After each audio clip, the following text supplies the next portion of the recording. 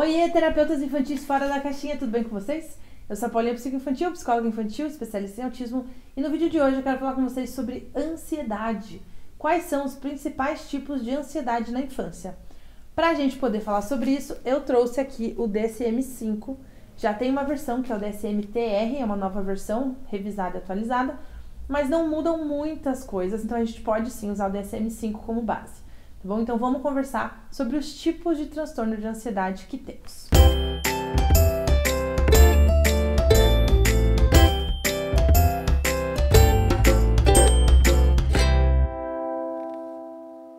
O primeiro transtorno de ansiedade que o DSM traz pra gente é o transtorno de ansiedade de separação. E eu vou ler para vocês quais são as características que ele considera para fechar um diagnóstico de transtorno de ansiedade de separação. Primeiro, medo ou ansiedade impróprios e excessivos em relação ao estágio de desenvolvimento envolvendo a separação daqueles com quem o indivíduo tem apego, evidenciado por 3 ou mais dos seguintes aspectos. 1. Sofrimento excessivo e recorrente ante a ocorrência ou previsão de afastamento de casa ou de figuras importantes de apego. 2. Preocupação persistente e excessiva acerca da possível perda ou de perigos envolvendo figuras importantes de apego, tais como doença, ferimento, desastres ou morte. 3. Preocupação persistente e excessiva de que um evento desejado leve à separação de uma figura importante de apego. 4. Relutância persistente ou recusa a sair, afastar-se de casa, ir para a escola, o trabalho ou a qualquer outro lugar em virtude do medo da separação. 5. Temor persistente e excessivo ou relutância em ficar sozinho ou sem as figuras importantes de apego em casa ou em outros contextos. 6. Relutância ou recusa persistente em dormir longe de casa ou dormir sem estar próximo a uma figura importante de apego. 7. Pesadelos repetidos envolvendo o tema da separação. 8. Repetidas queixas de sintomas somáticos, cefaleias, dores abdominais, náusea ou vômitos, quando a separação de figuras importantes de apego ocorre ou é prevista. Então tá, entenderam que pelo menos 3 ou mais do critério diagnóstico A precisa estar envolvido. Critério diagnóstico B. O medo, a ansiedade ou a esquiva é persistente, durando pelo menos 4 semanas em crianças e adolescentes e geralmente 6 meses ou mais em adultos. Critério C. A perturbação causa sofrimento clinicamente significativo ou prejuízo no funcionamento social, acadêmico, profissional ou em outras áreas importantes da vida do indivíduo. Critério diagnóstico D. A perturbação não é mais bem explicada por outro transtorno mental, como a recusa em sair de casa devido à resistência excessiva à mudança do transtorno do espectro autista, delírios ou alucinações envolvendo a separação e transtornos psicóticos, recusa em sair sem um acompanhante confiável na agorafobia, preocupações com doença ou outros danos afetando pessoas significativas no transtorno de ansiedade generalizada, ou preocupações envolvendo ter uma doença no transtorno de ansiedade de doença, tá? Então, esses são os critérios diagnósticos para o transtorno de ansiedade de separação. O próximo que temos aqui no DSM é a fobia específica.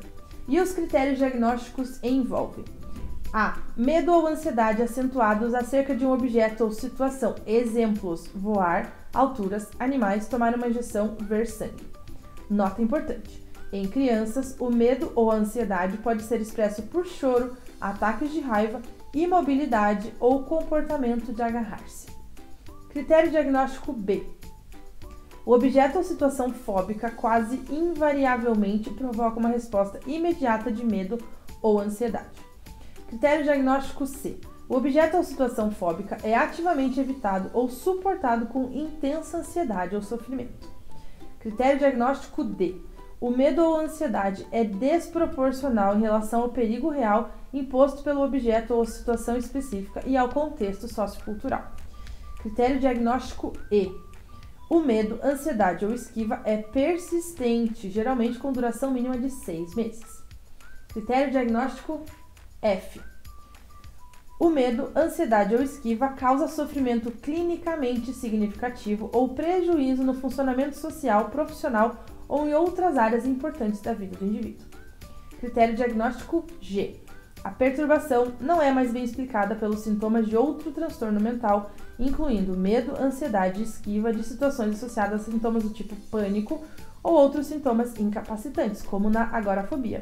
Objetos ou situações relacionados a obsessões, como no transtorno obsessivo-compulsivo, evocação de eventos traumáticos, como no transtorno de estresse pós-traumático, separação de casa ou de figuras de apego, como no transtorno de ansiedade de separação, ou situações sociais, como no transtorno de ansiedade social. Estes são os critérios diagnósticos para fobias específicas. O próximo é a fobia social, que é o transtorno de ansiedade social. Vamos ver quais são os critérios diagnósticos? Critério A. Medo ou ansiedade acentuados acerca de uma ou mais situações sociais em que o indivíduo é exposto a possível avaliação por outras pessoas. Exemplos incluem interações sociais, ser observado e situações de desempenho diante de outros. Nota: em crianças, a ansiedade deve ocorrer em contextos que envolvem seus pares e não apenas em interações com adultos. Por isso que os grupinhos de habilidades sociais são tão importantes como na nossa atuação de terapeuta infantil. Critério B. O indivíduo teme a agir de forma a demonstrar sintomas de ansiedade que serão avaliados negativamente.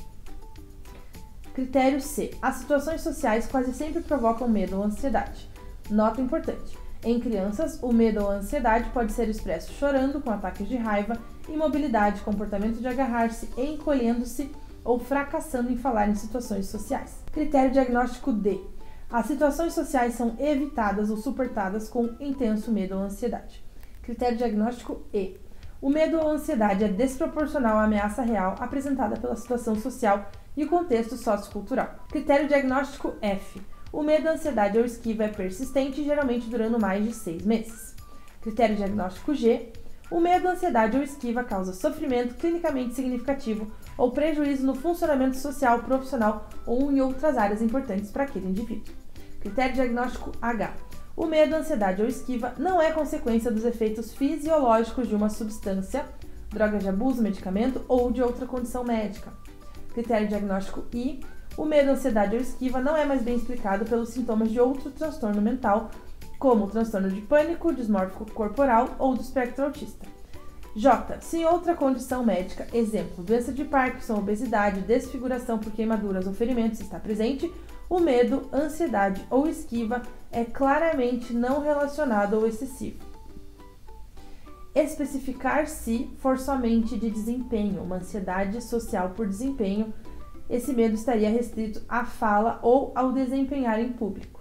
Agora, vocês entendem que dentro do espectro autista a gente tem alguns pontos importantes de ansiedade social para alguns autistas nível 1, porque é uma inabilidade social que gera ansiedade, tá? Então ele fala sobre isso aqui e não faz sentido quando a gente tem uma criança já autista diagnosticada querer colocar nele também um transtorno de ansiedade social, porque a gente sabe que já faz parte do TEA déficits persistentes na comunicação e interação social, então a ansiedade social pode estar enquadrada ali dentro do transtorno espectro autista, tá? Não precisa dar um outro CID para essa criança, uma outra é o F40.10 que temos aqui. Vamos agora então para o transtorno de pânico. Critério diagnóstico do transtorno de pânico. A. Ataques de pânico recorrentes e inesperados. Um ataque de pânico é um surto abrupto de medo intenso ou desconforto intenso que alcança um pico em minutos e durante o qual ocorrem 4 ou mais dos seguintes sintomas. E aí a gente tem 13 sintomas que eu vou deixar aqui para vocês, tá? De 1 a 13, que são os principais relacionados ao transtorno de pânico. Critério diagnóstico B. Pelo menos um dos ataques foi seguido de um mês ou mais, de uma ou de ambas as seguintes características. 1. A apreensão ou preocupação persistente acerca de ataques de pânico adicionais ou sobre suas consequências. 2. Uma mudança desadaptativa significativa no comportamento relacionado aos ataques. Critério diagnóstico C. A perturbação não é consequência dos efeitos psicológicos de uma substância ou de outra condição médica. E critério diagnóstico D. A perturbação não é mais bem explicada por outro transtorno mental. Exemplo, os ataques de pânico não ocorrem apenas em resposta a situações sociais temidas, como no transtorno de ansiedade, em resposta a objetos ou situações fóbicas circunscritas, como na fobia específica, em respostas a obsessões, como no TOC, o transtorno obsessivo-compulsivo, em resposta à evocação de eventos traumáticos, como no transtorno de estresse pós-traumático, ou em resposta a separações de figuras de apego, como no transtorno de ansiedade de separação. Então, uma coisa que vocês percebem que é comum e importante, toda vez que eu falo de critérios diagnósticos de qualquer um deles, tem que saber diferenciar os critérios diferenciais. E vai ter isso aqui no DSM também, tá? Vai ter um pedacinho que ele fala sobre diagnóstico diferencial. E aí ele especifica quais são a diferença do diagnóstico que você está estudando ali, né, e está hipotetizando para o teu paciente, para outros diagnósticos que poderiam ser confundidos, que nem esses que eu falei ali no critério diagnóstico D, e ele especifica para você saber. Então, saber pesquisar sobre os diagnósticos no DSM é muito importante para o psicólogo, porque é aqui que você tem a lei que rege os diagnósticos do mundo, não é só do Brasil, é do mundo, tá? Vamos então para o próximo. Agorafobia. Critérios diagnósticos da agorafobia. Critério diagnóstico A. Medo ou ansiedade marcantes acerca de 2 ou mais das 5 situações seguintes. 1. Uso de transporte público. 2. Permanecer em espaços abertos. 3. Permanecer em locais fechados. 4. Permanecer em uma fila ou ficar em meio a uma multidão. 5. Sair de casa sozinho. Veja que são específicos, tá? Esse é um diagnóstico específico para essas 5 situações. Critério diagnóstico B. O indivíduo tem medo ou evita essas situações devido a pensamentos de que pode ser difícil escapar ou de que o auxílio pode não estar disponível no caso de desenvolver sintomas do tipo pânico ou outros sintomas incapacitantes ou constrangedores. Exemplo, medo de cair nos idosos, medo de incontinência urinária. Exemplos, tá? C. As situações agorafóbicas quase sempre provocam medo ou ansiedade. Critério diagnóstico D. As situações agorafóbicas são ativamente evitadas, requerem a presença de uma companhia ou são suportadas com intenso medo ou ansiedade. Critério diagnóstico E. O medo ou ansiedade é desproporcional ao perigo real apresentado pelas situações agorafóbicas e ao contexto sociocultural. Critério diagnóstico F. O medo, ansiedade ou esquiva é persistente, geralmente durando mais de 6 meses. Vocês viram que essa regra é bem comum para todos, né? G. O medo, ansiedade ou esquiva causa sofrimento clinicamente significativo ou prejuízo no funcionamento social, profissional ou em outras áreas importantes da vida do indivíduo. Critério diagnóstico H. Se outra condição médica está presente, o medo ou ansiedade ou esquiva é claramente excessivo. I. O medo, ansiedade ou esquiva não é mais bem explicado pelos sintomas de outro transtorno mental. Beleza? E aí a gente vai para o último da ansiedade, que é a TAG, transtorno de ansiedade generalizada. Na TAG a gente tem os seguintes critérios diagnósticos. A. Ansiedade e preocupação excessivas, ocorrendo na maioria dos dias por pelo menos 6 meses com diversos eventos ou atividades. B. O indivíduo considera difícil controlar a preocupação. C. A ansiedade e a preocupação estão associadas com 3 ou mais dos seguintes 6 sintomas, com pelo menos algum deles presentes na maioria dos dias nos últimos 6 meses. Critério diagnóstico D. A ansiedade, a preocupação ou os sintomas físicos causam sofrimento clinicamente significativo ou prejuízo no funcionamento social, profissional ou em outras áreas importantes da vida do indivíduo. Critério diagnóstico E. A perturbação não se deve aos efeitos fisiológicos de uma substância ou de outra condição médica. E o critério diagnóstico F. A perturbação não é mais bem explicada por outro transtorno mental. Então, esses são os principais diagnósticos relacionados à ansiedade, de acordo com o DSM-5 e os seus principais critérios diagnósticos. Se vocês quiserem saber mais como que a gente trabalha a ansiedade infantil no consultório, deixa aqui embaixo nos comentários que eu vou fazer um vídeo para vocês. Mas eu preciso dizer, a coisa mais importante é que a gente não consegue tirar a ansiedade de uma criança. A ansiedade, ela é uma preocupação excessiva. Então, a gente ajuda essa pessoa, essa criança, claro, na minha linha, né, de acordo com a TCC, que é a Terapia Cognitivo-Comportamental, a tentar sempre organizar o pensamento, para organizar a emoção, para organizar o comportamento, né? Mas a ansiedade é uma emoção muito forte. Então, por vezes, vai ser bem desafiador a gente conseguir controlá-la. Então, o que a gente faz? A gente lida com ela, auxiliando a criança a ter estratégias de autorregulação quando o gatilho da ansiedade estiver chegando. Tá? Então, tem 2 frentes de trabalho bem importantes da ansiedade, que é prevenção.